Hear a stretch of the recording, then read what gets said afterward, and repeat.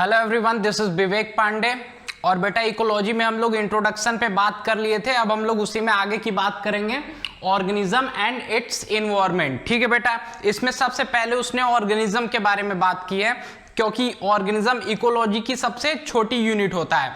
Organism क्या है? Basic unit या फिर स्मॉलेस्ट यूनिट ऑर्गेनिज्म होता है हमारे इकोलॉजी हायरार्की की। ठीक है बेटा, इकोलॉजी की स्टार्टिंग किससे होती है? ऑर्गेनिज्म से होती है। तो ऑर्गेनिज्म के बारे में कुछ लाइन यहां पे लिखी हुई है जिसको हम लोग समझेंगे। वहां पे एनसीईआरटी में लिखा है इकोलॉजी एट ऑर्गेनिज्म लेवल।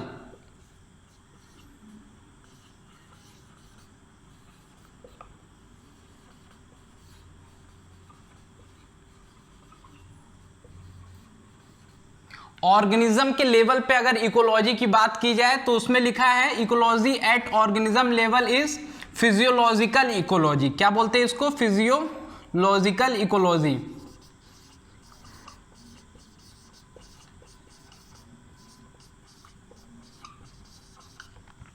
बेटा ध्यान से देखो, एनसीईआरटी के अंदर जैसे ही यहां पे स्टार्टिंग किया ऑर्गेनिज्म एंड इट्स इन्वायरमेंट की, वहां पे लिखा है ecology at organism level physiological ecology. इसका मतलब क्या होता है हम लोग समझेंगे जरा।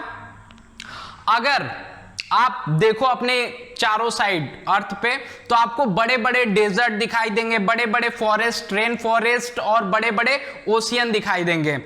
कभी आपने नोटिस किया है कि कैक्टस डेजर्ट में ही क्यों निकलते हैं, क्यों उगते हैं कैक्टस डेजर्ट के अंदर?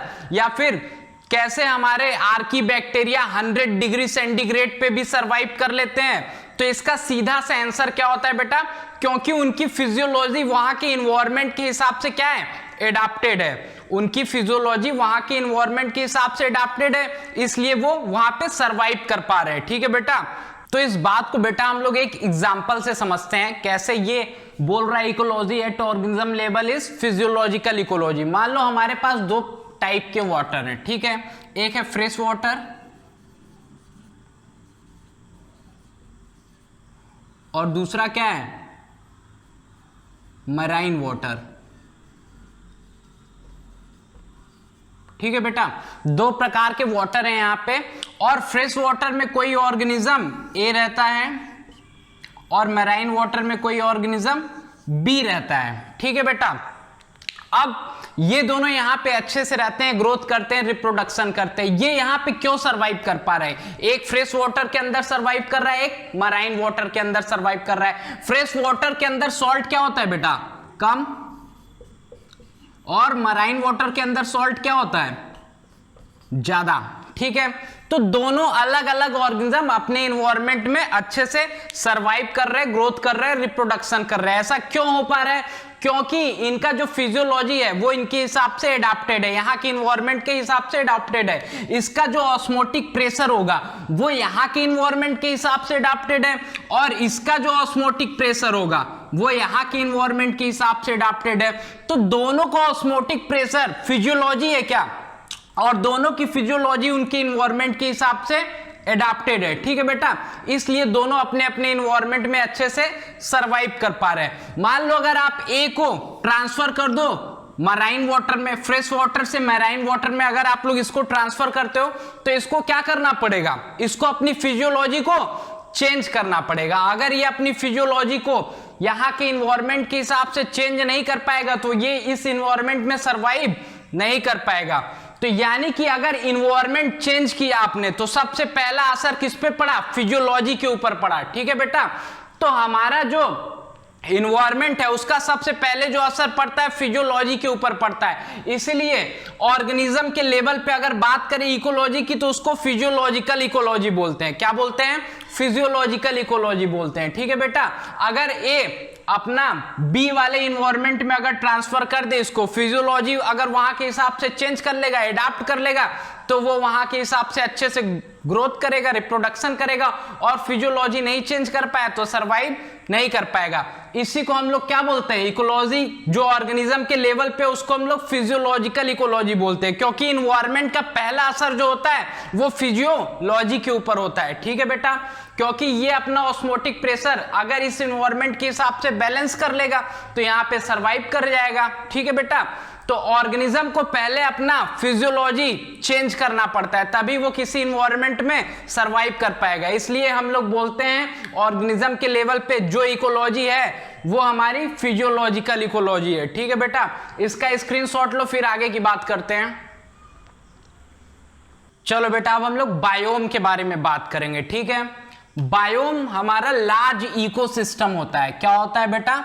लार्ज इकोसिस्टम है। बायोम एक लार्ज इकोसिस्टम है। ठीक है, और उसके वेजिटेशन की बात की जाए तो सेम टाइप के, लार्ज मतलब जहां से जहां तक होगा एक ही प्रकार के प्लांट की वेजिटेशन पाई जाएगी। ठीक है बेटा, अब कोई भी इकोसिस्टम होता है तो उसके अंदर दो कंपोनेंट होते हैं, एक होता है बायोटिक और दूसरा होता है एबायोटिक। अब बायोटिक में क्या होगा बेटा? वही हमारा प्लांट, एनिमल और माइक्रोब। ठीक है बेटा, प्लांट, एनिमल, माइक्रोब इसके बायोटिक कंपोनेंट होंगे। ए बायोटिक में मेन बात की जाए तो टेम्परेचर होगा और रेनफॉल। ठीक है बेटा, ध्यान रखना, रेनफॉल और स्नोफॉल को मिला के हम लोग बोल देते हैं प्रेसिपिटेशन। क्या बोलते हैं? प्रेसिपिटेशन। तो इकोसिस्टम, अगर बायोम की बात की जाए तो लार्ज इकोसिस्टम है, इसमें वेजिटेशन एक टाइप की पाई जाती है पूरे इकोसिस्टम के अंदर, और इसके दो कंपोनेंट होते हैं बायोटिक और एबायोटिक। ठीक है बेटा, एबायोटिक में मेन किसकी बात कर रहे हैं हम लोग? टेम्परेचर और प्रेसिपिटेशन की। ध्यान रखना, ये दोनों जिम्मेदार होते हैं कि वहां का बायोम कैसा होगा। टेम्परेचर और रेनफॉल डिसाइड करेंगे कि वहां की वेजिटेशन कैसी होगी, वहां के एनिमल्स कैसे होंगे। ठीक है बेटा, मैंने आपको बताया जैसा एबायोटिक कंपोनेंट होता है उसी के हिसाब से बायोटिक कंपोनेंट आता है, उसी के हिसाब से प्लांट आएंगे, और जैसा प्लांट होगा वैसे एनिमल और वैसे माइक्रोब होंगे। ठीक है बेटा, तो बायोटिक कैसा होगा इकोसिस्टम का या फिर बायोम का, ये किस पे डिपेंड करता है? एबायोटिक में। और एबायोटिक में भी किस पे सबसे ज्यादा डिपेंड करता है? टेम्परेचर और प्रेसिपिटेशन के ऊपर। ठीक है बेटा, अब आपकी एनसीईआरटी क्या बोलती है जरा उसको देखते हैं। Rotation of our planet around sun, हमारी जो अर्थ है, ठीक है, जिस प्लेनेट पे हम लोग रहते हैं उसका नाम है अर्थ। ये क्या करती है? सन के चारों साइड रिवॉल्व करती है। क्या करती है? रिवॉल्व करती है, और ये टिल्टेड है। Tilt of it axis cause annual variation, और ये अपने एक्सिस पे 23.5, ठीक है बेटा, 23.5 डिग्री क्या है? टिल्टेड है, झुकी हुई है। ठीक है बेटा, इस तरीके से झुकी हुई है। ठीक है, तो ध्यान रखना, रोटेशन जो होता है हमारे अर्थ का, जो सन के चारों साइड जो हमारी अर्थ रिवॉल्व कर रही है, और उसकी जो टिल्टिंग है, एक्सिस की जो टिल्टिंग है, झुकाव है, ठीक है, ये दोनों मिलके एनुअल वेरिएशन क्रिएट करते हैं। क्या करते हैं? Annual variation. एनुअल वेरिएशन मतलब साल भर जो भी चेंज आते हैं, जैसे intensity and duration of temperature. Temperature की बात कर रहा है, किसकी बात कर रहा है? साल भर जो भी टेम्परेचर में चेंज आ रहा है उसके इंटेंसिटी में और ड्यूरेशन में। ठीक है, कभी कभी दिन ज्यादा बड़े होते हैं, कभी कभी छोटे होते हैं, उसको ड्यूरेशन बोल रहा है। ठीक है बेटा, रिजल्टिंग इन डिस्टिंक्ट सीजन, इसकी वजह से क्या होता है? अलग अलग सीजन बनते हैं। ठीक है, तो अलग अलग सीजन बनने के लिए क्या जिम्मेदार है?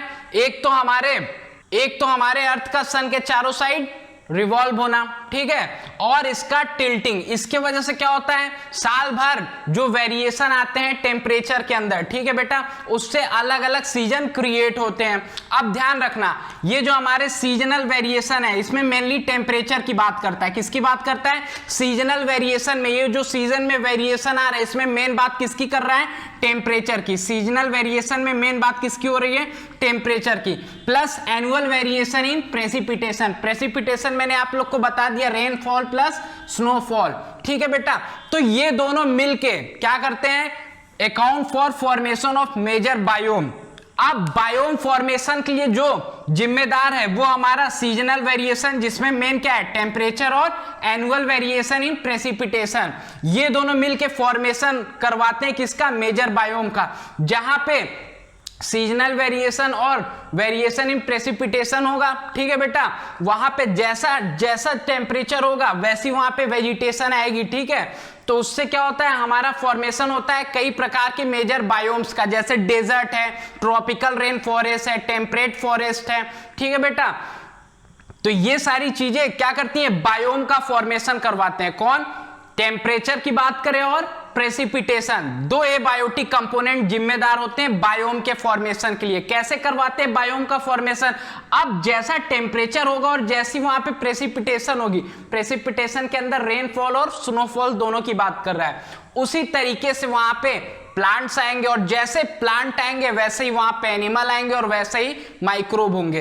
तो वहां का इकोसिस्टम, वहां का बायोम, वहां के किस पे डिपेंड करता है? टेम्परेचर और प्रेसिपिटेशन पे। ठीक है बेटा, और एक बात ध्यान देना है यहाँ पे, altitude and latitude determine the boundary of biome. ठीक है, एल्टीट्यूड और लैटिट्यूड क्या करते हैं? डिटरमाइन करते हैं बाउंड्री किसकी? बायोम की। लैटिट्यूड क्या होता है? लैटिट्यूड क्या है बेटा हमारा? Distance from equator. इक्वेटर से जो भी डिस्टेंस होती है उसको हम लोग लैटिट्यूड बोलते हैं। ठीक है बेटा, लैटिट्यूड। और एल्टीट्यूड क्या होता है? Height from sea level. ठीक है, सी के लेवल से जो भी हाइट होती है उसको हम लोग एल्टीट्यूड बोलते हैं। ठीक है, तो लैटिट्यूड और एल्टीट्यूड डिटरमाइन करते हैं बाउंड्री ऑफ बायोम की। ठीक है, इसको आप लोग और अच्छे से कैसे समझोगे, इसको आप लोग पहले नोट करो, फिर हम लोग अर्थ की जियोग्राफी को समझेंगे तो और अच्छे से क्लियर होगा। चलो बेटा, अब हम लोग थोड़ा अर्थ की जियोग्राफी को समझने की कोशिश करेंगे यहाँ पे, जो कि आप लोग बचपन से ही पढ़ते हुए आए हो थोड़ा बहुत। ठीक है बेटा, अब मैंने आपको लैटिट्यूड बता दिया था, distance of any place from equator. Equator, earth के बीच में से एक इमेजिनरी लाइन जाती है जिसको हम लोग इक्वेटर बोल देते हैं। ठीक है बेटा, अब ये अर्थ को दो पार्ट में बांट देती है, दो हेमिस्फीयर में बांट देती है। एक तो हो जाता है नॉर्दर्न हेमिस्फीयर और दूसरा हो जाता है सदर्न हेमिस्फीयर। तो उस लाइन को हम लोग क्या बोलते हैं? इक्वेटर बोलते हैं। क्या बोलते हैं? इक्वेटर। इक्वेटर एक ऐसी इमेजिनरी लाइन है बेटा, है ना, ठीक है, जो अर्थ को दो हेमिस्फीयर में बांट देती है। एक होता है नॉर्दर्न हेमिस्फीयर और दूसरा होता है सदर्न हेमिस्फीयर। तो distance of any place from equator, कोई भी डिस्टेंस अगर हम लोग इक्वेटर से नापते हैं तो उसको हम लोग लैटिट्यूड बोलते हैं। क्या बोलते हैं? लैटिट्यूड। ठीक है बेटा, अब एल्टीट्यूड की बात करें, height above sea surface of any place. ठीक है, सी के सरफेस से अगर अर्थ पे कोई हाइट हम लोग नापना चाहते हैं, ठीक है बेटा, सी के सरफेस से अगर ऊंचाई में हम लोग डिस्टेंस को मेजर करना चाहते हैं तो उसको हम लोग क्या बोलेंगे? एल्टीट्यूड बोलेंगे। ठीक है बेटा, और ठीक है, अब इसको अच्छे से हम लोग और समझ लेंगे। ठीक है, आओ देखते हैं। ठीक है, मान लो ये हमारा सन है, ठीक, और इसके चारों साइड हमारी अर्थ क्या हो रही है? रिवॉल्व हो रही है। क्या हो रही है? रिवॉल्व हो रही है। इसको आप लोग ऐसे समझ सकते हो, मान लो ये हमारा सन है और ये हमारी अर्थ है। अर्थ इसके चारों साइड क्या करती है? चक्कर लगाती है। ठीक है बेटा, और क्या होता है? ये अपने एक्सिस पे, ठीक है, अपने एक्सिस पे भी रोटेट होती रहती है। इस तरीके से रोटेट होगी और ऐसे ऐसे रोटेट होके ये क्या करेगी? सन के अराउंड रिवॉल्व होगा। ठीक है बेटा, ध्यान रखना। तो इस तरीके से, और हमारी अर्थ जो है अपने एक्सिस पे 23.5 डिग्री क्या है? टिल्टेड है। ये ऐसे एकदम सीधे नहीं है, टिल्टेड है, थोड़ा सा टिल्टेड है बेटा। ठीक है, ध्यान रखना इसको, है ना। 23.5 डिग्री क्या है? हमारी अर्थ टिल्टेड है। ठीक है, अपने एक्सिस पे टिल्टेड है, ऐसे नहीं रहती है, थोड़ा सा टिल्टेड है, ध्यान रखना। अब अर्थ की बात करें तो इसके अपने एक्सिस पे रोटेट होने से डे और नाइट होता है। क्या होता है बेटा? डे और नाइट। मान लो सपोज करो अभी अर्थ हमारी ऐसे है, ठीक है, इस पोजीशन पे क्या है? सन की डायरेक्ट लाइट आ रही है, तो यहां पे क्या होगा? डे होगा, और इधर क्या होगा? नाइट होगा। ठीक है, अब ये धीरे धीरे 24 घंटे में घूमेगा। ठीक है बेटा, तो क्या हो जाएगा? कुछ समय के बाद पीछे वाला पार्ट आगे आएगा और आगे वाला पीछे चला जाएगा। तो इधर अब क्या हो जाएगा? डे हो जाएगा, और इधर क्या हो जाएगा? नाइट हो जाएगा। इस तरीके से हमारा डे और नाइट होता है। अब बेटा हम लोग एनुअल वेरिएशन की बात कर लेते हैं। सीजन्स में वेरिएशन क्यों आते हैं ना, कभी हमारा समर का सीजन रहता है, फिर ऑटम आ जाता है, फिर उसके बाद में विंटर आता है, स्प्रिंग आता है, ऐसे सीजन बदलते क्यों रहते हैं? ठीक है बेटा, तो जरा ध्यान दो, ये हमारी अर्थ अपने एक्सिस पे बार बार सन के चारों साइड क्या करेगी? घूमेगी, जिसको हम लोग रिवॉल्यूशन बोलते हैं। क्या बोलते हैं? रिवॉल्यूशन बोलते हैं। सन के चारों साइड अर्थ जब घूमती है तो इसको रिवॉल्यूशन बोलते हैं, और अपने एक्सिस पे जब ये रोटेट करती है तो इसको रोटेशन बोलते हैं। ठीक है बेटा, अब जरा ध्यान देना, ये हमारा सन है और ये हमारी अर्थ है। ठीक है, इसको ऐसे समझो, ये हमारा अर्थ और ये हमारा सन थोड़ा सा टिल्टेड है। अगर इसके ऊपर लाइट डालें तो जरा देखो, अपर पार्ट में लाइट ज्यादा पड़ रही है और लोअर पार्ट में लाइट कम पड़ेगी क्या? अगर लाइट ऐसे डाले और ये टिल्टेड है तो अपर पार्ट में ज्यादा लाइट पड़ रही है, लोअर पार्ट में कम लाइट पड़ेगी। ठीक है बेटा, तो इससे क्या हो जाता है, अपर पार्ट पे जब लाइट ज्यादा पड़ती है तो अपर पार्ट पे क्या होता है, हमारा समर सीजन आ जाता है। क्या आ जाता है? समर सीजन, क्योंकि यहाँ पे टेम्परेचर ज्यादा हो जाता है। ठीक है, डायरेक्ट सनलाइट जब पड़ती है अपर पार्ट पे तो टेम्परेचर ज्यादा रहता है, और नीचे वाले पार्ट पे क्या रहता है, टेम्परेचर कम रहता है। तो यहाँ पे क्या रहता है, विंटर का सीजन रहता है। क्या रहता है? विंटर का। और कुछ समय के बाद जब हमारी अर्थ यहां पे पहुंच जाएगी, ठीक है बेटा, तो अब क्या होगा, अब यही लाइट जो सन की डायरेक्ट पड़ रही है इधर ज्यादा पड़ेगी और ऊपर साइड में कम इसकी इंटेंसिटी होगी। नीचे के साइड पे अब ज्यादा इंटेंसिटी होगी तो नीचे के साइड पे टेम्परेचर ज्यादा होगा, तो यहाँ पे समर सीजन होगा। और ऊपर के साइड में हमारा डायरेक्ट लाइट नहीं पड़ रही है, थोड़ा सा एंगल बना के पड़ रही है, तो यहाँ पे क्या होगा, विंटर का सीजन होगा। तो इस तरीके से हमारा सीजन चेंज होता रहता है। यहाँ पे कहीं पे ऑटम होगा, यहाँ पे कहीं पे स्प्रिंग होगा। ठीक है बेटा, तो इस तरीके से हमारा सीजन चेंज होता रहता है। अब और जरा समझ लेते हैं अर्थ को और अच्छे से हम लोग। ये मान लो हमारी अर्थ है, ठीक है बेटा। अब इसके बीच से एक इमेजिनरी लाइन जाती है जिसको मैंने आप लोग को बताया इक्वेटर होती है, जो अर्थ को दो पार्ट में डिवाइड करती है। एक होता है नॉर्दर्न हेमिस्फीयर और दूसरा सदर्न हेमिस्फीयर। ठीक है बेटा, तो इक्वेटर से अगर हम लोग 20 डिग्री इधर जाएं या फिर 20 डिग्री इधर जाए, ऊपर नीचे नहीं बोलेंगे। ठीक है बेटा, अगर हम लोग इक्वेटर से 20 डिग्री नॉर्थ के साइड जाए या फिर 20 डिग्री साउथ के साइड जाते हैं तो इस रीजन को बोलते हैं हम लोग ट्रॉपिकल जोन। क्या बोलते हैं? Tropical zone. और ट्रॉपिकल जोन में हमारा सन का डायरेक्ट लाइट पड़ता है। क्या होता है? सन की डायरेक्ट लाइट पड़ती है। ट्रॉपिकल जोन के ऊपर हमारी सन की डायरेक्ट लाइट पड़ रही होती है। ठीक है बेटा, तो यहां पे क्या होता है, टेम्परेचर हमेशा एक समान बना रहता है। क्या रहता है? टेम्परेचर एक समान बना रहता है, तो सीजनल वेरिएशन यहाँ पे नहीं आते हैं। साल भर एक जैसा टेम्परेचर रहता है, एक जैसा टेम्परेचर रहता है और एक जैसी बरसात रहती है। ज्यादा टेम्परेचर होता है और बहुत ज्यादा बारिश होती है। ठीक है बेटा, तो ये हमारा ट्रॉपिकल जोन होता है। इसको कैसे हम लोग डिग्री में नापते हैं? हम लोग यहाँ सेंटर से इसको नापते हैं। सेंटर से हम लोग 20 डिग्री पे यहाँ पे पॉइंट लगा दो और 20 डिग्री पे यहाँ पे पॉइंट लगा दो, इन दोनों पॉइंट को मिला दो तो ये हमारा 20 डिग्री का एरिया हो गया। ठीक है बेटा, इसको हम लोग क्या बोलेंगे? लैटिट्यूड।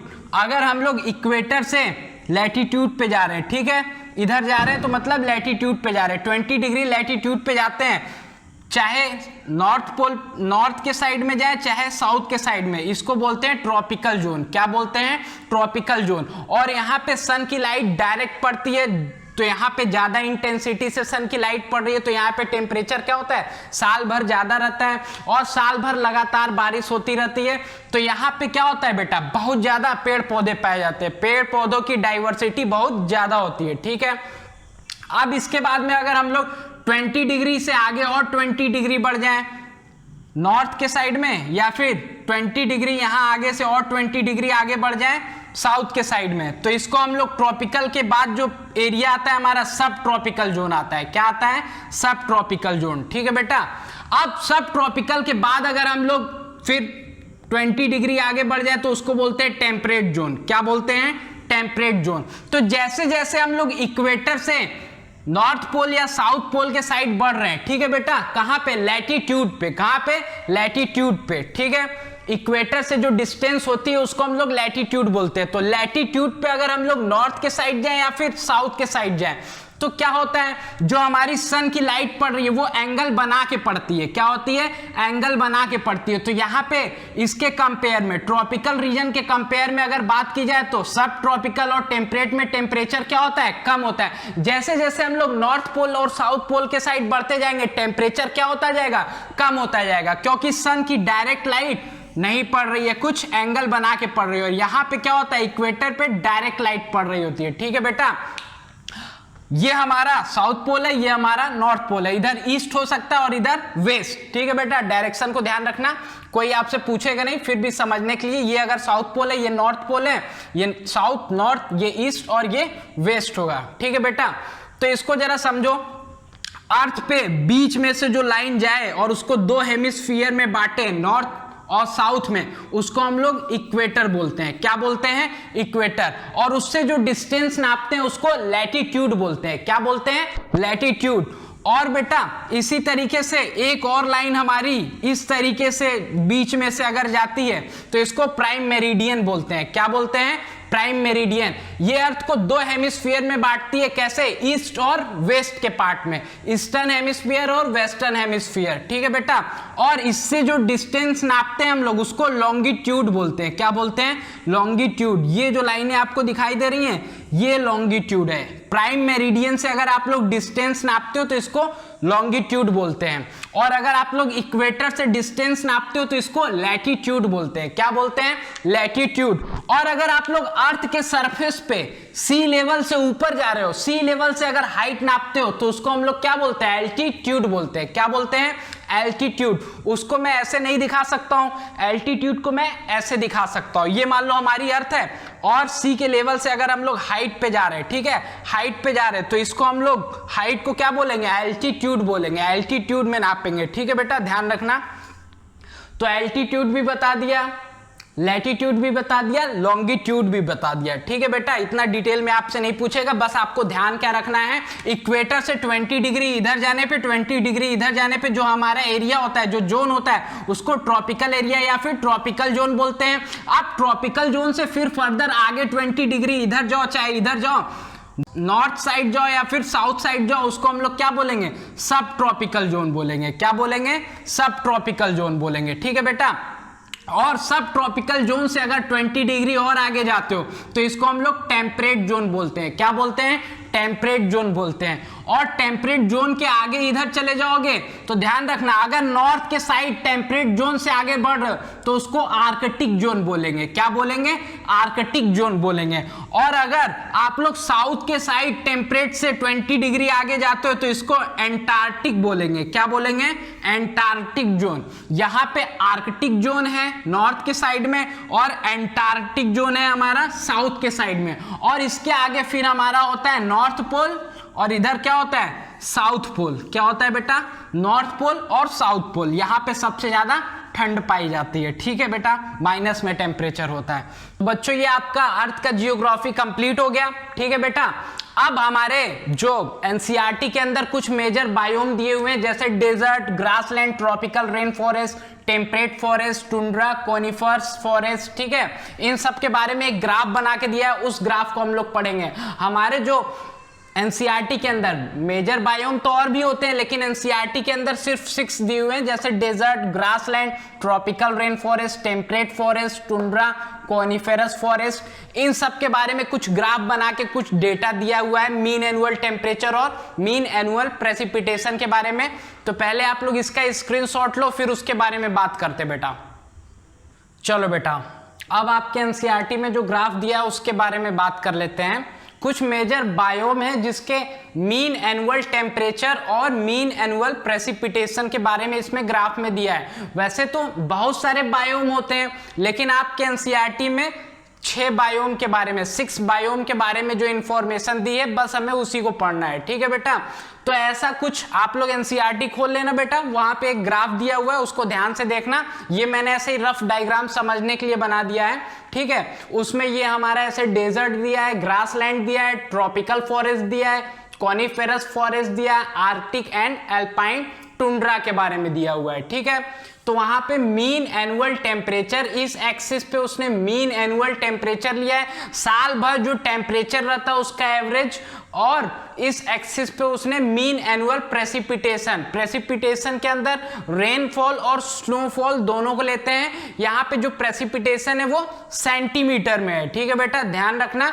तो इसके बारे में दिया हुआ है। अब आपको इसमें कैसे क्या पढ़ना है, मैंने उसके लिए इसमें से डाटा को यहाँ पे लिख दिया है, डायरेक्ट आप उसको ध्यान रख लेंगे। ठीक है बेटा, इसको पूरा आप लोग बस ध्यान रख लेना, कौन सा ग्राफ किसके लिए है, कौन सा किसको रिप्रेजेंट कर रहा है। अगर डायग्राम वाले क्वेश्चन आएंगे तो डायरेक्ट लेबलिंग देके पूछ सकता है, और या फिर डेटा पूछेगा, कैसे पूछ सकता है और जरा उसको देख लेते हैं। जैसे मीन एनुअल टेम्परेचर के बारे में सबसे पहले बात कर लेते हैं। तो मैंने डेजर्ट का, ग्रासलैंड का, ट्रॉपिकल रेन फॉरेस्ट का, टेम्परेट फॉरेस्ट का, कोनिफेरस फॉरेस्ट का, एल्पाइन एंड आर्कटिक टुंड्रा का, यहां से जो भी डाटा है उस बुक में से देख के लिख दिया है। डेजर्ट का मीन एनुअल टेम्परेचर जो रहता है वो 5 degree centigrade to 23 degree centigrade रहता है। ठीक है बेटा, इस एक्सिस पे आप लोग देख लेना टेम्परेचर, वो आपको लगभग में दिखेगा। ठीक है बेटा, सब लगभग में लिखा हुआ है। ग्रासलैंड की बात की जाए तो यहाँ का मीन एनुअल टेम्परेचर जो होता है 2 डिग्री सेंटीग्रेड से 25 डिग्री सेंटीग्रेड होता है। ठीक है, अगर ट्रॉपिकल रेन फॉरेस्ट की बात की जाए इसके टेम्परेचर की, तो 20 डिग्री सेंटीग्रेड से लेके 25 डिग्री सेंटीग्रेड तक रहता है। ठीक है बेटा, और अगर हम लोग टेम्परेट फॉरेस्ट की बात करें तो यहाँ का मीन एनुअल टेम्परेचर जो है 8 डिग्री सेंटीग्रेड से 23 डिग्री सेंटीग्रेड तक होता है। ओके, और अगर हम लोग कॉनिफेरस फॉरेस्ट की बात करें तो यहाँ पे जो टेम्परेचर होता है वो -2 डिग्री सेंटीग्रेड से 13 डिग्री सेंटीग्रेड तक होता है। ठीक है बेटा, और लास्ट में अल्पाइन और आर्कटिक टुंड्रा का दिया हुआ है -10 डिग्री सेंटीग्रेड से 1 डिग्री सेंटीग्रेड तक होता है। ठीक है बेटा, तो ये आपके मीन एनुअल टेम्परेचर की बात हो गई। अब मीन एनुअल प्रेसिपिटेशन की बात कर लेते हैं कि कितना इंच हमारा जो रेनफॉल और स्नोफॉल होता है उसको हम लोग कैसे नापते हैं। एक कोई बीकर होता है, उसमें हम लोग क्या करते हैं, ऐसे कोई इंस्ट्रूमेंट लगा के जो भी रेनफॉल होता है वहां पे रख देते हैं, यहाँ पे रीडिंग लिखी रहती है, उसमें नोट कर लेते हैं कितनी सेंटीमीटर रेनफॉल हुआ है। ठीक है बेटा, तो इसके सहायता से हम लोग मीन एनुअल प्रेसिपिटेशन निकाल लेते हैं।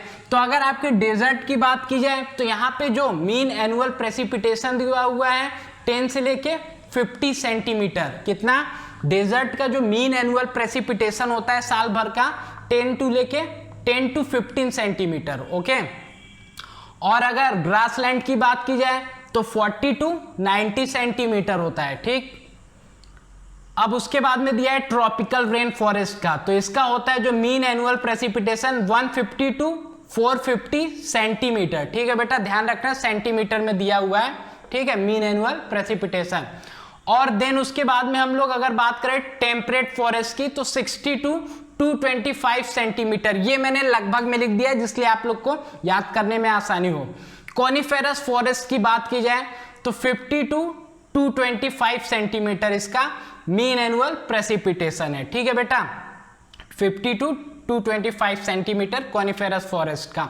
एल्पाइन और आर्कटिक टुंड्रा की बात की जाए तो यहाँ पे 25 to 125 सेंटीमीटर तक मीन एनुअल प्रेसिपिटेशन होता है। ठीक है बेटा, तो इसको आप लोग अच्छे से बना के याद करने की कोशिश करना। ठीक है बेटा, अब आप लोग सोच रहे होंगे ठीक है कि यहाँ पे डेजर्ट में ग्रासलैंड से कैसे मीन एनुअल टेम्परेचर कम आ रहा है। ठीक है बेटा, तो इसको भी मैं बता देता हूं। कई बच्चे पूछते हैं कि सर यहाँ पे ग्रासलैंड से डेजर्ट के अंदर क्यों मीन एनुअल टेम्परेचर कम आ रहा है। बेटा, डेजर्ट में जितना ही ज्यादा टेम्परेचर दिन में होता है उतना ही ठंडा वहां पे नाइट होता है। ठीक है, तो उसका एवरेज लिया गया है। ठीक है, तो एवरेज में कम आ जाता है। ठीक है, इसका ध्यान रखना और इसको आप लोग याद कर सकते हो आसानी से। ठीक है, यहाँ पे ट्रॉपिकल रेन फॉरेस्ट की बात अगर की जाए तो इसके अंदर वेरिएशन कम आ रहा है मीन एनुअल टेम्परेचर के अंदर। ठीक है बेटा, तो ध्यान रखना इसका रेंज सबसे कम दिया हुआ है 20 डिग्री सेंटीग्रेड टू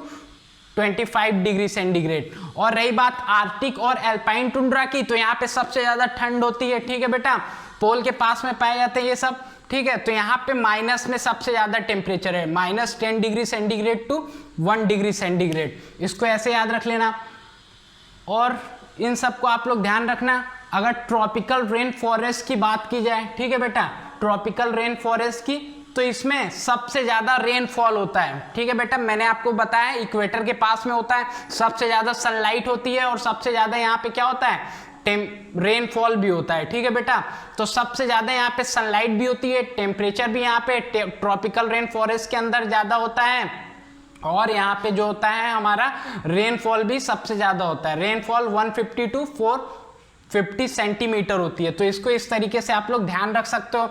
और रही बात सबसे कम रेनफॉल की, तो वो हमारा आर्कटिक और एल्पाइन टुंड्रा में होता है 25 to 125 सेंटीमीटर। ठीक है, इसका जस्ट डबल हमारा कॉनिफेरस फॉरेस्ट के अंदर होता है और लगभग इसका हाफ यहाँ पे हो जा रहा है। ठीक है बेटा, ट्रॉपिकल रेन फॉरेस्ट का हाफ यहाँ पे हो रहा है टेम्परेट फॉरेस्ट में और कॉनिफेरस फॉरेस्ट का हाफ लगभग कहां पे हो जा रहा है, आर्टिक एंड एल्पाइन टुंड्रा में। तो इस तरीके से आप लोग इसको याद कर सकते हो, ठीक है बेटा। तो यहां तक की बात हो गई, इसके आगे की बात हम लोग नेक्स्ट वीडियो में करेंगे। Thank you.